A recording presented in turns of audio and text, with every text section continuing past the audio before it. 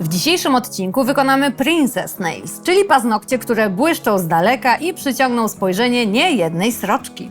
Jesteście ciekawi, czy potraficie je wykonać? Zaraz się przekonamy. Nazywam się Magda, a to jest kanał dedykowany stylizacji paznokci. Dzisiaj z nami Natalka Trefon. Cześć. Indigo Educator z Tarnowskich Gór. Wykona paznokcie, które w zasadzie sama nie wiem jak nazwać, może inaczej jak wytłumaczyć, więc spytamy Natalki. Princess Nails? Tak często dziewczyny nazywają tą stylizację princess, dlatego że się świecą. No i chyba dlatego. I spodobają się każdej dorosłej księżniczce. Zaczynamy! Płytkę przetrzemy cleanerem i nałożymy primer bezkwasowy. Jako bazę użyjemy proteiny. Paznokcie zbudujemy Milky Pinkiem i wewnątrz budowy umieścimy efekty Snowflakes 4, Syrenkę Black i Pixel Emerald. Baby Boomera wykonamy pastą nail art, całość nabłyszczymy bazą mineralną Porcelain. Skórki i płytkę opracujemy frezem numer 9, paznokcie zbudujemy pędzelkiem dwustronnym do żelu w rozmiarze 4, kopytkiem posypiemy efekty, a zaciskarka posłuży nam jako narzędzie do ombre. Natalka będzie pracować na swoich dłoniach, ponieważ wyczerpaliśmy już całkowicie nasz limit modelek podczas tej sesji nagraniowej. Natalka założy sobie rękawiczkę czarną. Nie jest to kwestia bezpieczeństwa, raczej jest to kwestia tego, żeby dobrze wszystko było widać, ale również tego, żeby nie podrapać paznokci prawej ręki podczas piłowania. Frezem numer 9 podsuwamy skórki do góry i oczyszczamy płytkę z nabłonków. Pracujemy ruchem wymiatająco-podpychającym. Natalka pracuje od prawej do lewej w przeciwnym kierunku do obrotów frezarki. Zmieniamy obroty na przeciwny kierunek i podbijamy skórki do góry, trzymając frez bokiem. Pracujemy przy tym ruchu tylko na powierzchni skórek, nie dotykając płytki, maksymalnie na 15 000 obrotów. Usuwamy pył pędzelkiem i wygładzamy skórki bufferem o gradacji 180. Natalia ma bardzo mocne skóry, stąd niska gradacja buffera. Gdyby pracowała na bardziej delikatnych dłoniach, pewnie użyłaby 220. Jak widzieliście, niczego nie wycinaliśmy, potraktowaliśmy skórki bezcążkowo i dzięki temu w tym momencie nie musimy się martwić, że podczas piłowania poleje się krew. Przymierzamy formę. Mamy tutaj głęboko osadzoną płytkę, więc formę trzeba podciąć. Pogłębiamy uśmiech o jeden numerek i spróbujemy podłożyć formę jeszcze raz. Teraz leży lepiej, ale wciąż daleko jej do ideału. Wypychające opuszki sprawiają, że coś nie zgadza się przy wolnym brzegu. W takiej sytuacji należy zrobić nacięcia od samych rożków naturalnego wolnego brzegu w stronę wąsa indigo na formie. Jest to około 45 stopni. Nacinamy z jednej i z drugiej strony i w końcu forma dobrze leży pod wolnym brzegiem. Zawsze pamiętamy o tym, że poprawne podłożenie formy to ile? No wiecie już, że przeszło połowa sukcesu dobrej stylizacji. Jeżeli podkładamy formę byle jak, bardzo małe szanse, że te paznokcie będą dobrze wyglądać i przetrwają tyle, ile byśmy chcieli. Zaklejamy formę, zaczynając od jej końca i kierując się w stronę palca. Pora ustalić kąt nachylenia formy. Aby zrobić to dobrze, wyobrażamy sobie koniec paznokcia. Będzie mniej więcej przy trójce i ten punkt ma być na wysokości skórek i naturalnego wolnego brzegu. Jako że to migdał, formę zaciskamy całkowicie 2-3 numerki dalej, w zależności od szerokości płytki. Natalka ma dość wąską, drobną płytkę, dlatego formę zamykamy na numerze 5. Nakładamy primer bezkwasowy, tak jakbyśmy malowali płytkę zwykłym lakierem. Nakładamy krople proteiny i wcieramy ją w płytkę pędzlem do żelu 4. Oszczędnie, w taki sposób, aby cały czas widzieć ślady pilnika po zmatowieniu. Utwardzamy przez 60 sekund. Nakładamy cienką warstwę Milky Pinka, robiąc warstwę poślizgową i od razu tworzymy szkielet, trzymając pędzelek pod kątem 45 stopni. Pracujemy delikatnymi ruchami, nie zagłębiamy pędzelka do środka żelu. Teraz będziemy ozdabiać szkielet. Postarajmy się, aby nie sypać zbyt intensywnie w okolicy skórek. Na nieutwardzony żel nakładamy Snowflakes 4, pracując pędzelkiem 0,4, nie żałując sobie tych pięknych, błyszczących płatków. Jakby tego było mało, sypiemy Pixel Effect Emerald po całej długości szkieletu, delikatnie, aby nie zasłonić warstwy ciętej folii. Dzięki zatopieniu efektów już na etapie szkieletu cały czar bling bling będzie widoczny również od spodu. Pixel najlepiej posypać kopytkiem. I jeszcze sypiemy odrobinkę Syrenki Black, aby dopełnić tego błyszczącego szczęścia. Utwardzamy przez 60 sekund. Normalnie szkielet z Milky Pinka potrzebuje 30 sekund na utwardzenie, ale w tym wypadku światło musi się przebić przez pyłki. Dajmy mu więcej czasu. Delikatnym ruchem odklejamy szkielet od formy i ściągamy ją w dół. Kopytkiem oczyszczamy miejsce przy skórkach z przyklejonych drobinek, aby tworząc warstwę budującą nie zalać skórek. Nakładamy większą porcję Milky Pinka na 1/3 długości całego paznokcia. Ruchem pulsującym podsuwamy żel pod skórki, uważając, aby ich nie dotknąć. Nie dociskamy żelu do powierzchni paznokcia. Milky Pink ma konsystencję budyniu, ale takiego rzadszego budyniu, kisielu, o właśnie. I jeżeli chcemy go przesunąć, to nie klepiemy pędzlem w dół, nie dotykamy, nie dociskamy do powierzchni paznokcia, tylko działamy na samej powierzchni żelu, delikatnie przesuwając produkt. O, właśnie tak.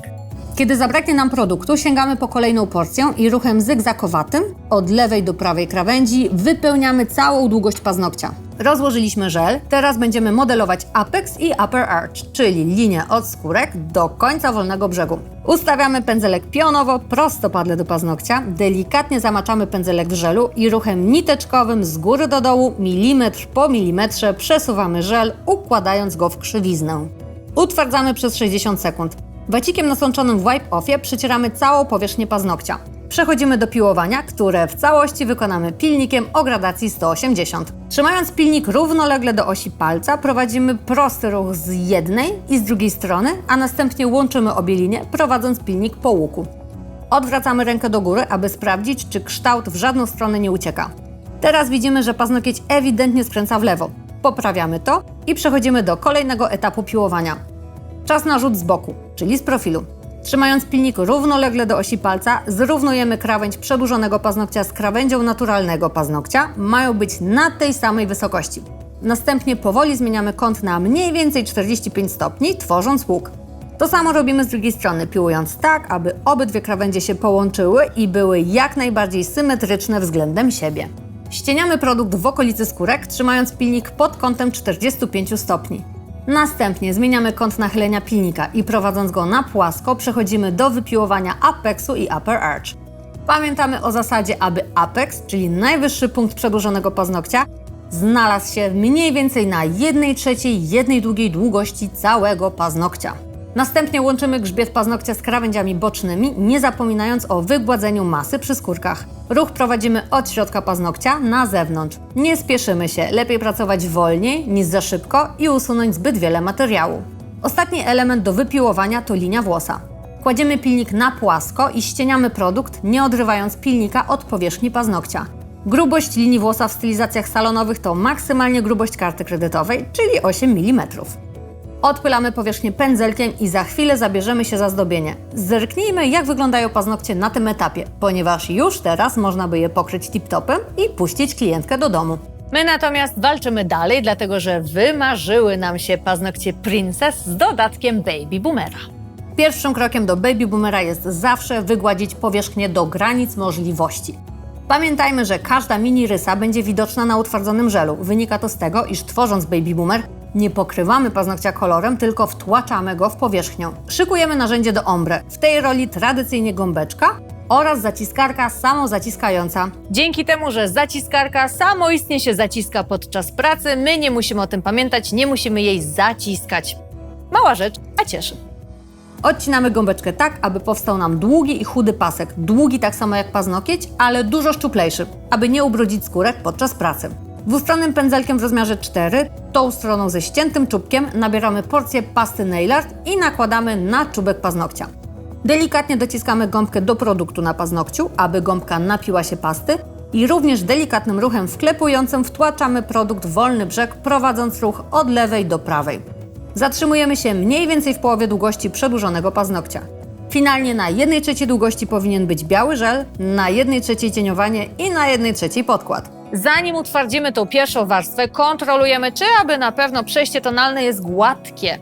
W Baby Boomerze, jak w ombre, zawsze zależy nam na tym, żeby przejście było gradientem, takie wiecie, nie schodkowe, tylko takie płynne. Jeżeli chcecie zobaczyć filmik o Baby Boomerze, bo jeszcze nie widzieliście, to koniecznie tutaj odsyłam.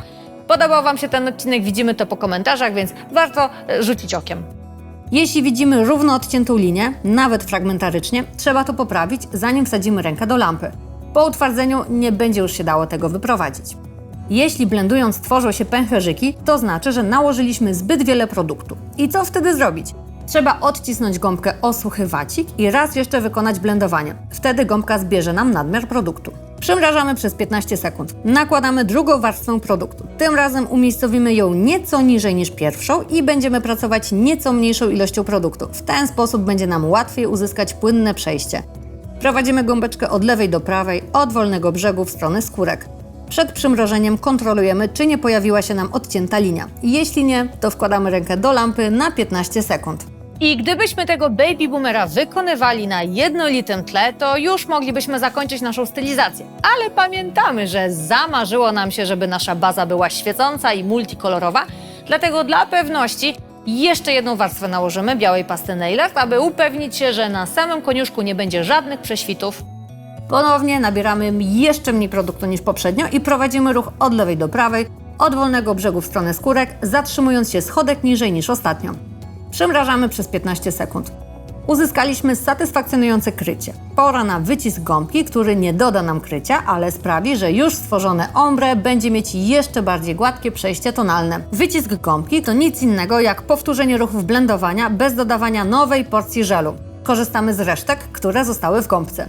Nic się nie zmarnuje. Teraz możemy utwardzić całą stylizację przez 30-60 sekund, w zależności od mocy lampy. W indigowej wystarczy 30, ale Wy, jeśli nie jesteście pewni, na wszelki wypadek utwardźcie przez 60 sekund. Pora nabłyszczyć paznokcie. W roli topa baza mineralna Porcelain, która ma chłodny odcień różu. Dzięki niej baby boomer nabiera jeszcze bardziej nudziakowatego looku.